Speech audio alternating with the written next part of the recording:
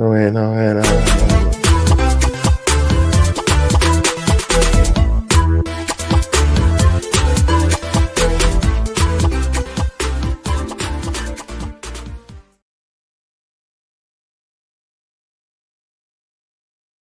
Boy Tops back again for another Tops Talks transfer show. Big up everyone in the building, man. Make sure you guys like on the video and subscribe to the channel as well. So yeah, man, obviously some news about EZE going to Arsenal potentially, and also apparently Rodrigo being available on a loan with an obligation. It goes EZE to Arsenal, reality clearer as Andre Berta handed a new £40 million transfer mission. This is according to Football London, and this looks like it could be a bit of bad news for Arsenal. Says after losing back-to-back fixtures, Premier and pre-season fixtures, and Arsenal and Mikel Arteta are facing what might be a premature but genuine pressure and concern from the supporters. There is a sense that the team is not yet ready for the Premier League season, despite the trip to Old Trafford being one of the more friendly, being one more friendly away and just a week away. So yeah, there is a lot of concern, even from guys that support Arteta, support the club, everything they do. Even they're worried that again we're going to be very underprepared when it comes to the start of the season. We've got a very tough start, like I said before. So yeah, it says Arteta was critical after the game of the side's efficiency in the final third, and there were further defensive errors which have been an issue throughout the summer.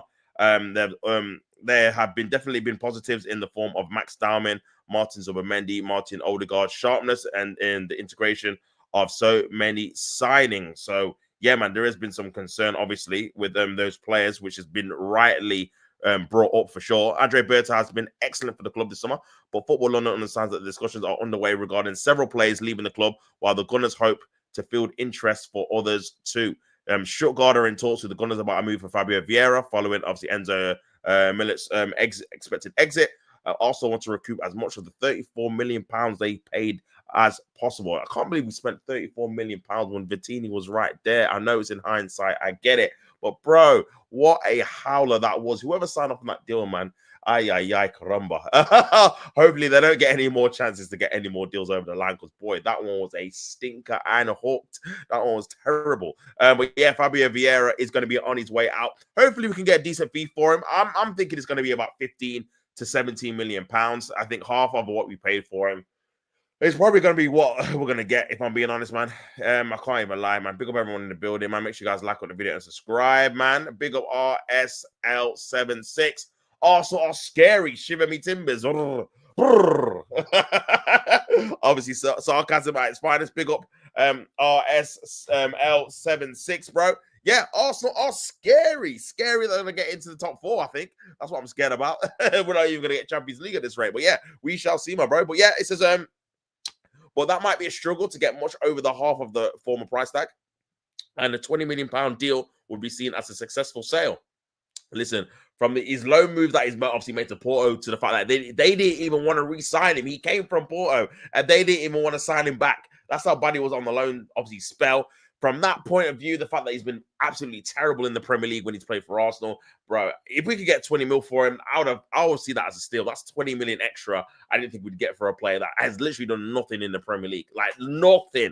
Not even like a spell, or like half a season spell. So, yeah, that would be a successful sale for me as well. Reece Nelson is also in discussions of a move to Fulham. Arsenal would primarily, I can't even say these words, primarily want a permanent exit, but the West London side, conscious of the player's injury record, would prefer a loan, with discussions perhaps meeting somewhere in the middle. So yeah, again, that is a very good point in terms of his obviously injury record as well, man. Always injury prone, this guy, man. Always on the bench, always obviously not available to play as well. So that could be a massive issue when it comes to obviously Reece Nelson being able to get moved on as well. So yeah, we'll have to definitely look at that for sure. But yeah, man, I feel like for me, Reece Nelson is a player that needs to get moved on as well. Because again, he's just been in the squad for 3, 4, 5, 6 years. Arteta doesn't use him. And I feel like for me, with Arteta, like when you have players that he doesn't rate particularly, I feel like it's a massive waste of everyone's time in terms of the player that's obviously he's not getting picked or used, and also as well the resources that we're using to pay the player. We're paying players 100k a week, and then they're not even coming on as a substitute, as an option, or starting these kind of games to kind of give someone like a Martinelli or Saka a rest in previous seasons. So for me, man, I just feel like, yeah, we need to do more, man. We need to do more in terms of getting rid of these players that we don't actually use. I just maximize just maximize the team, man. Maximize the kind of the starting lineup in it, and obviously the squad, because at the minute it's just all over the place, man. But yeah, it's somewhere in the middle. I mean, I guess it's going to be something like 10 mil, maybe 15, possibly. But it depends on obviously his wages as well. Carl Hine has an interest from multiple teams as Berta tries to maximize any potential sale after a solid loan spell with Real Valladolid last season. Valladolid, but Valladolid. However, a minor injury has recently impacted his summer. I think he's broken in one of his fingers, I think. Something like that. So he's not been on tour. He's not come on or anything. So it has been injured. So that one, again, that's probably going to be towards the end of the window, to be honest with you. So yeah, obviously we've got Kepa now. I keep thinking that Kepa's alone. I don't know why. Maybe because obviously we got Neto on a loan as well. But yeah, it's crazy. Yeah, we actually have got him permanently. Here's Trossard expected to be back soon after a minor muscular issue. He's also a subject of interest with a price tag believed to be around £20 million. Now, we bought him for 2025. With a year left, I feel like that's probably about fair. Obviously, he's got a couple of years older as well. I think 20 mil is probably about fair, if I'm being honest, man. I don't think you're going to get more for a player with 1 year left. He's going to be coming into his 30s, man. So, yeah, I think getting 20, getting what you kind of paid for him, I think is decent, to be honest with you, especially a player in his 30s. The Belgian's future is expected to be the most determinant. It's going to be the most determining of any incomings for Arsenal before the window closes, with a move for a replacement of a necessity if the winger does leave. So yeah, that's basically saying we need to get rid of Trossard to try and get a winger in, which is kind of the ethos that we've probably been hearing from David Ornstein, from Fabrizio Romano, saying that we need to sell some players. So yeah, it is nothing new, to be honest with you. Big up Entertainment and More says big up. Nelson needs to move more. Needs to move on. Yeah, he does, man. He definitely needs to move on, bro. I feel like, again, Nelson is one of those players that definitely has been here probably too long, man, if I'm being honest, man. So he definitely needs to move on for sure. Discussions have taken place in the window around EZE, and while the player remains of interest to the club and vice versa, the renewal of the Wifin Wanyeri appears to have a bigger link to a move for Crystal Palace player than previously thought. Not to mention, this is what I do not want to be hearing, man. Not to mention Max Diamond's performances and consciousness, and the consciousness over a pathway for the talented teenager. Listen, this is, in my opinion, should not be linked in terms of getting a player that is going to be ready now, because all of these players are at different levels of their development for sure. Ethan Wanyeri is 18, so he's going to be getting a bit more minutes. Diamond's 15, so unless you're going to be playing him and actually playing him in this kind of starting lineup or in the starting squad, which potentially he might get a couple of minutes here or there. His involvement should have nothing to do with our first team, because he's 15. He literally could have more time, obviously, development times or moments in the kind of under 21s for the next 2 or 3 years, literally, until he's 18, until he beefs up a little bit more. And then you can obviously unleash him, man. There's no actual rush when it comes to a player like that. He's literally still in school. So I feel like, again, if you got someone in like an Eze who's 27, by the time Diamond is 18, 19, Eze will probably be like 31. So you'll probably be moving him on anyway. So if anything, it's actually a perfect kind of age like gap between a 27-year-old and a 15-year-old, when one is obviously coming to the end of their prime. You could obviously get another one in to try and obviously replace him in that kind of teenager role. In terms of Wanyeri plays obviously on the right-hand side and in the right kind of 10 pocket, whereas Eze plays on the left. So I don't know, man. I feel like, again, I just don't feel like this would be something that should stop us from doing anything, man. Big up Mitchell, man, in the building, man. Big up yourself, bro. It says big up, bro. Big up yourself, brother. Hopefully you are well. Good to see you in the chat. Big up AJ, man. Big up yourself, brother. Good to see you in the building as well. So did someone order an Arsenal fan? Big up AJ, man. Big up yourself. Good to see you in the chat, my guy. Mitchell says, I didn't. I don't rate Sesko, but he's better than Hoyland. Big up yourself, Mitchell. Yeah, let me know what you think about the plans about you potentially getting Sesko over the line, and also getting, well, you've been linked with Belabor as well, which, again, I'd said in my early morning show that that's going to cost like nearly £100 million. Can you afford that? Do you need to make major sales? Is it affordable? Because then it will take your spendage over £300 million, which I don't know how you're going to be able to do without European football, without obviously selling some players. But maybe you can. I don't know. You have to let me know. But yeah, it's crazy, man. Big up AJ says players prime 27 to 32. So EZE is the perfect age. Plus, actually, and bro, literally, Arsenal fan, played for Arsenal already in the academy. And also, like you said, I agree, AJ. Perfect age. This is actually the ideal age. Him and Gyökeres, 27, guys that are coming into their prime, guys that in the next 3 or 4 years, you're going to get the best out of them, whether it's good or bad in terms of these are their prime years, 27, 28, 29, 30, 31, whatever. And then you can obviously then move on from them if they're surplus to requirements. Look how obviously Leandro Trossard's come in for 2 or 3 years, going into obviously he's late 30s now, and now we're going to probably be moving him on after getting the best out of him. So yeah, I feel like that's definitely the way to go for sure. As for Max Darwin, I will. Listen, I think again, Max Darwin should definitely be around the squad for sure. I don't think we should be playing him or starting him. Obviously, he's 15. Like, we have to remember, even though he's very, very talented and he's been our best player in preseason, you do have to hold the brakes off. Like I said, he's a young teenager. He's young. He's going to have times in the team where he's not playing well because, again, he needs to develop his game. It's going to be ups and downs. That's what happens when you're a footballer. You have periods of time where you're obviously in form and you're playing really, really well. And there are going to be periods of the time, especially as a young player, where it's not quite clicking. You're not really having the best of the games. People are kind of working you out, and they're making it very hard physically. Because again, he's such of a young stature where the teams will target him. Like, just because you're 15 by age doesn't mean other opposition teams are going to treat you like that. Especially when they know you got talent, they're going to be roughing you up and stuff like that. So you don't know if his body's able to physically take that demand week in, week out. Also in the Premier League, so you got to ease these guys in, man. For me, it's just a detriment on how bad our attackers have been that everyone's talking about 15-year-old. Let's be honest, bro. If our attackers were doing their thing, if he would just be an added addition, not the guy that it's looking like with how everyone's like talking about him, he's going to be the guy that's we're going to look to obviously save us and stuff. So yeah, man, definitely something we can't really get too carried away on, in my opinion. As for Darwin, I don't want Arteta coaching him. Keep him in the youth. Says AJ. Obviously, there is a theme about Arteta coaching out the kind of flexibility and the kind of dynamism out of these young players. You've seen it with Saka. Martinelli is another example people can use. Obviously, Ethan Winyeri. Again, all these kind of dynamic players that do get a bit robotic when it comes to the system, defending and all that kind of stuff. So possibly, yeah, man. But yeah, I think Darwin is a quality talent. But again, you have to manage him very, very well. Otherwise, it could be a bit sticky. We got RS that says, I don't get how it's still based on United's revenue.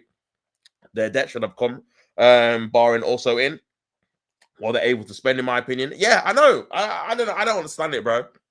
Unless they in the back end, they know they're going to sell their kind of backup players or their bench players or their kind of squad players they don't want for massive money. Like, are they going to sell, for example, Anthony to Saudi Arabia for £50 million, £60 million? If that's the case, then obviously that kind of warrants them spending this amount of money, because in the net spend, you're going to get some of that back with that. And then obviously you got the Sancho money, then potentially Garnacho going for maybe 30 or 40. Obviously, it all adds up. If they can get around 100, 150 million pounds in like sales, then them spending maybe 250, 300 is not going to look as bad, even without obviously Champions League football, it's still a lot. But yeah, it's crazy.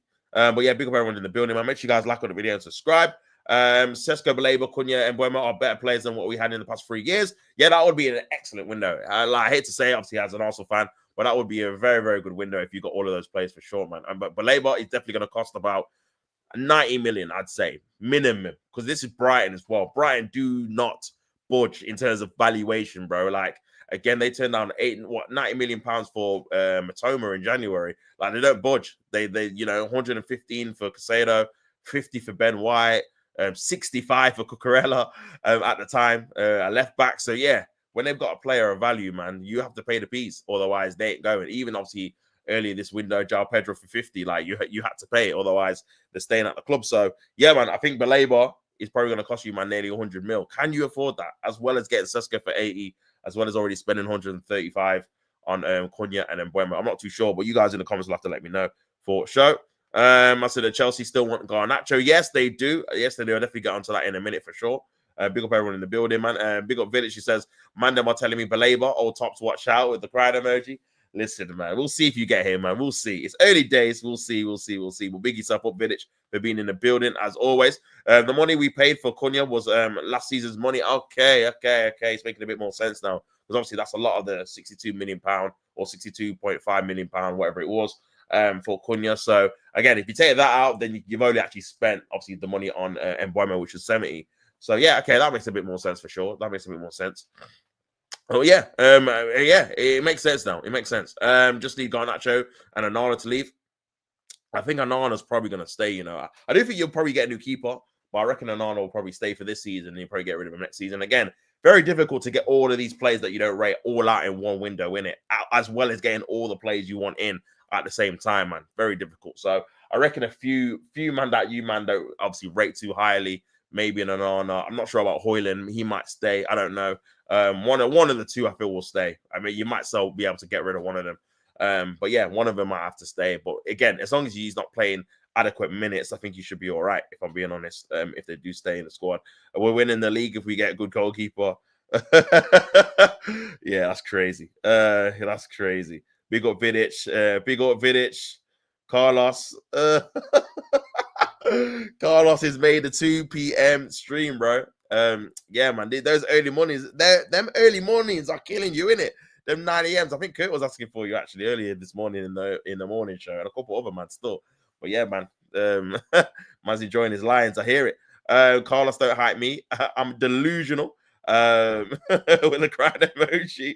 Listen, this is the thing about the start of the season, man. It's all about hope, innit? Like, again, every fan of every club, unless your club's obviously having not having what's the word? Every club and every fan, unless you're having a bad preseason, obviously hope to get a proper obviously a bit of hope in terms of what happens in the coming season, innit? Whether it's you buy new players, get a new manager or whatever. So this is your chance to be like, yeah, we're gonna finish here, there, and everywhere. Unless you don't obviously have faith in the team or the manager. But yeah, I do think Man United need another midfielder. Hopefully we get Baleba. Is that after Baleba, or you mean after Sesko? But yeah, man. I said, nah, man. Just being busy. GR, fair enough. But Baleba, I hope Man United get him. How much do you reckon he's gonna go for, man? Because it's looking like it's gonna be around 80 or 90. You know, maybe even 100 mil.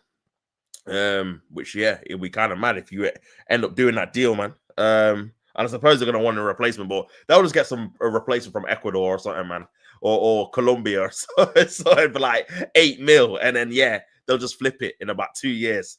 So yeah, man. I don't know how they do it, by the way, but yeah, fair play. Had Arsenal been unsuccessful in renewing Wanyeri's contract, the need for a central attacking player would have been paramount. However, the more pressing now need as a result that remains for Arsenal this summer is expected elsewhere.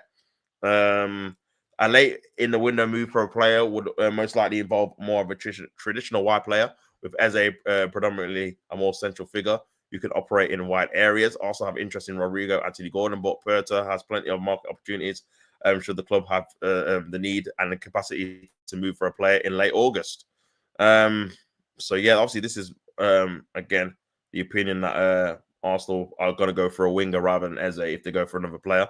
We shall see, man. But I feel like we're definitely going to have to try and move some players on, whether it's Fabio Vieira, Reece Nelson, all these kind of guys, man. These guys need to be moved on ASAP Rocky, man. Because yeah, they're just taking up spaces in the squad.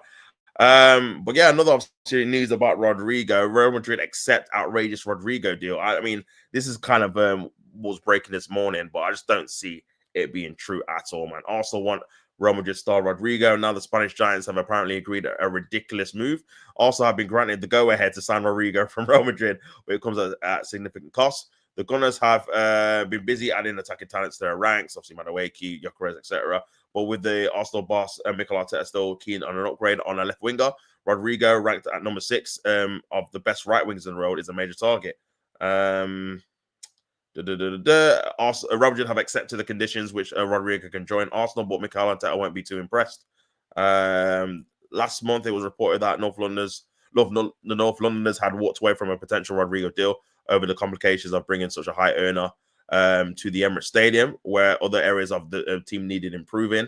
Arsenal and Real Madrid have had plenty of shared businesses in recent seasons. While with the Gunners signing Captain Martin Odegaard from the Bernabeu, while Real Madrid have had standing interest in the defensive stalwart of William Saliba, who has just 2 years remaining on his current contract in London. It says that Real Madrid have also agreed a potential scenario which Rodrigo signs for Arsenal, and you guessed it, William Saliba travels the other way.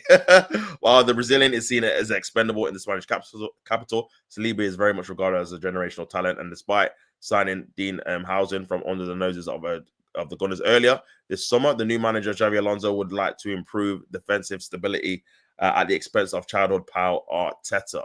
So that's kind of suggesting a swap deal. Understand there is simply no way that Saliba would be sacrificed for a go-ahead to go to obviously Real Madrid, with the sporting director working on a contract extension as we speak. Regardless, swap deals in football are incredibly rare, given that the conditions of the two players and transfers matching exactly is almost impossible.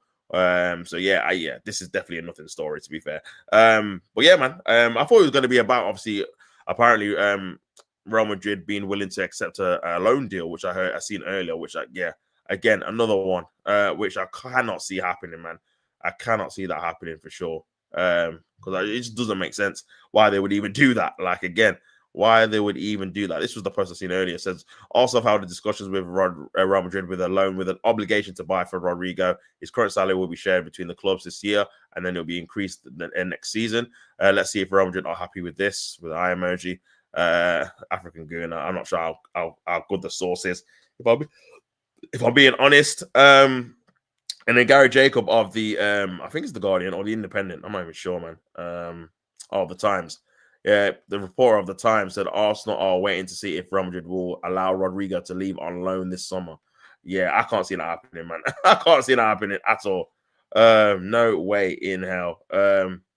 No way at all, man. Big up Village says, if we get Sesko and Blaber, do you think we're good enough for top 4? I think you're good enough to definitely challenge for top 4. Definitely. I don't know if you get in there, to be honest with you, because again, I just feel like, even though obviously they're very good signings and stuff, but again, your keeper, man, and also as well, it's only going to take one injury to Baleba or something to happen to one of your kind of strike forces when you're now playing the kind of guys you don't rate again, which again might be less likely because you've only got one game a week, but at the same time, I feel like, I don't know, man. You'll definitely be in the race though, I think, because I think you'll have enough goals, and I think Baleba does give you a nice little balance in terms of midfield with Bruno Fernandes, because he's someone that can win the ball back as well. But again, it's just if you can keep them guys fit and get a bit of momentum week in, week out. But one game a week can definitely swing either way, innit? It can definitely sometimes help you if you got some momentum and you obviously got more time to practice and train and obviously work on your kind of your tactical ability. But then at the same time, if you lose a couple of games, you obviously have to wait another week to then obviously rectify it. And then if you lose another game, it's long, man. Waiting 2-3 weeks and you've lost 3 games in a row, it's a little bit, you won a game in a month kind of thing. So it can go either way, man. But yeah, I would definitely say you could definitely challenge for it for sure if you get those kind of signings, because again, you've got a load of goals and you've got definitely reinforcements in midfield that you needed. But it's just that keeper and maybe a defender or something. But yeah, I think you'll definitely be in better stead for sure. 90 million, says Mitchell. Baleba is better than Casado, but we ain't ready to have that.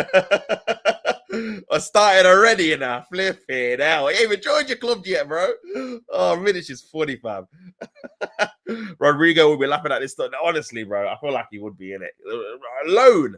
That is mental. When I'm trying to think of when Real Madrid have allowed a loan for one of their players. I'm trying to think. Maybe you guys in the chat can remember them loaning out a player to a team. Never mind a Premier League team, just a team in general, like a team of decent stature, man, and a player of decent stature, not like a young player. Like an older guy was young when he was loaned out to Real Sociedad, for example. I mean, we did get Ceballos from there, but again, he wasn't really seen as a main event. I'm gonna say main eventer. He wasn't seen as a main starter at the time. So, and that was even an obligation. That was like a dry loan. So, nah, man, I don't know. We'll love to see what Rodrigo does in the Prem. Would be very interesting, man. Very interesting for sure. Big up Mitchell says 8 likes, man. Let's see if we can get it to 10 likes, people. Big up everyone in the building. And whatnot. There's no way you believe this. Nah, no way, man. It's just something I'm reporting on in it. But yeah, it's crazy. It's crazy, man. The Rodrigo links are drying up for sure. And here I thought we don't have the capacity for an EZE, but we have the capacity, but only in late August. The capacity to capacity to capacity. Hyping up a player that finished 11th is wild. With a grind emoji. Oh, yeah. If we all get our targets, I think Man United will finish 5th or 6th. Okay, that's fair. That's fair. I said, Vidic, you'll have a better front three than Arsenal. Oh my days, man. I said Carlos landed. The Arsenal agenda is crazy. Don't let Tops do the injury talk. I mean, I wasn't going to mention it, but again, listen, we did have Mikael Marino up front for what 4 or 5 months. So I'm just saying, even when Yeri was 17, he was on the right as well. So yeah.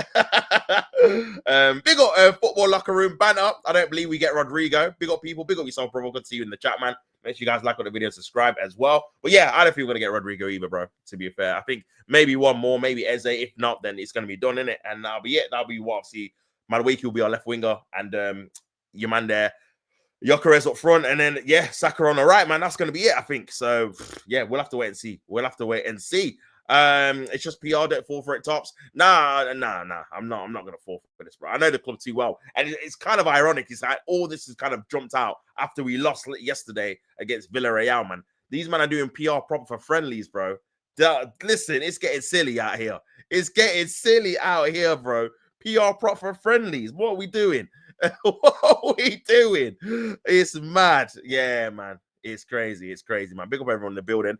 But yeah, I feel like again, it's one of those ones where it wasn't ideal. Gyökeres stinker yesterday, man. Now you know what? I'm not even gonna blame him, fam. To be fair, the team just did not pass to him. And like this is always gonna be the case. If you're gonna get him, you have to change your tactics, bro. And we've still got the same tactics like we're playing Havertz up front and Marino up front in it. That false 9 dropping into the box and that dropping into midfield. Obviously, the guy is an actual striker, number 9. Got to create chances for him, innit? Do you know what I mean? You got to just put him in certain areas, and you've got to be creative as a team. You can't be spamming crosses or ride on corners, bro. We can't play like that now. Like we were doing that a lot last season because we had 6'5" players that could head the ball in certain areas, man. But yeah, you gotta scrap that now. Like that set piece thing, that gimmick, that's gotta go. You gotta revamp the wheel. Refresh the thing. And go again, man. Go fresh. Otherwise, it's going to be the same old in terms of not being able to get the best out of the players, man. But yeah, let's move swiftly on into Chelsea now. And he goes, Man United open talks with Chelsea over transfer amid Benjamin Sesko waits. The latest transfer news with the update on Alejandro Garnacho. He's moved to Chelsea. And yeah, Chelsea have open talks with Man United regarding a potential summer deal for Alejandro Garnacho. He has been claimed. The 21-year-old has informed the Reds of his desire to explore different opportunities this summer after falling down the pecking order at Old Trafford. Garnacho was the subject of a £60 million offer from Napoli in January, but United decided to keep hold of him and instead allow Marcus Rashford and Anthony to join Jadon Sancho out on loan. So he obviously staying at Man United towards the end of the season. Did fall out with Ruben Amorim, I feel like, towards the end. It says, while the Argentina international impressed in patches, he was left out of the starting lineup for the Europa League final against Tottenham in May, which prompted a furious response from the forward. Obviously, that was after the press match conference. Sorry. He goes on to say, where is it gone? Oh, Luke Shaw is bugging. These poppers are killing me. Since then, Garnacho has expressed his desire to move on and quit the Reds before the end of the transfer window. Despite his omission from the club's preseason tour in the US, nothing has materialized as of yet. However, that could be about to change after TalkSport reported that Chelsea have entered negotiations with Manchester United about bringing Garnacho to Stamford Bridge this summer. Obviously, Chelsea were making sure they got rid of certain players like Leslie and Berge and Beria as well as other players that are looking to sell on. Potentially Nicholas Jackson's another one they could be moving on. And yeah, it looks like they're going to be adding Garnacho to their ranks. It says,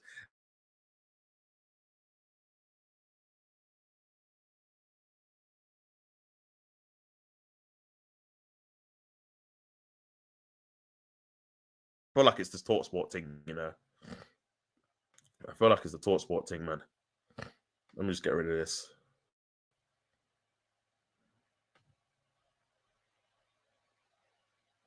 Oh my days.